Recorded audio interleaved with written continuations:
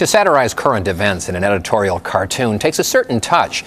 Tonight, CBS 2's Vince Girasoli takes us inside Chicago to meet one of these artists who made an unexpected discovery about the origin of his own talents.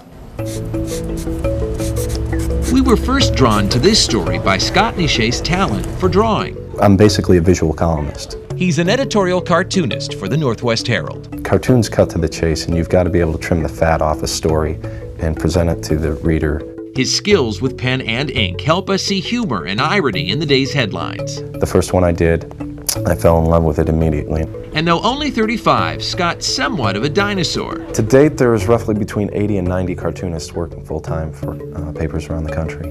It's actually harder getting into this profession than it is professional sports. But then, between the lines of his life's work, we found another story that guides Scott's hand each day. Anytime it would get cold, I would think of him. Scott's late father was William Nichet, a man who served in the military, married and fathered 2 boys.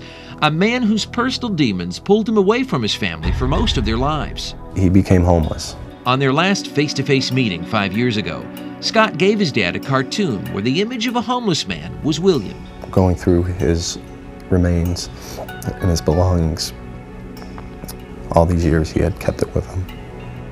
But after his death, William was able to give something back to Scott, an unknown mural he painted in the basement of the Palatine Church where he often took shelter. It just unfolded before us, and it was pretty emotional.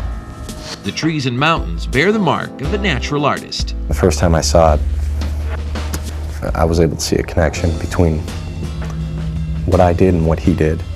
As you might imagine, Scott expressed his grief in a cartoon, an artist who continues to take pen in hand, inspired by the unexpected gift from a troubled father to a thankful son. It was nice because I didn't know him very well, but I was able to have a living legacy of him to go back to.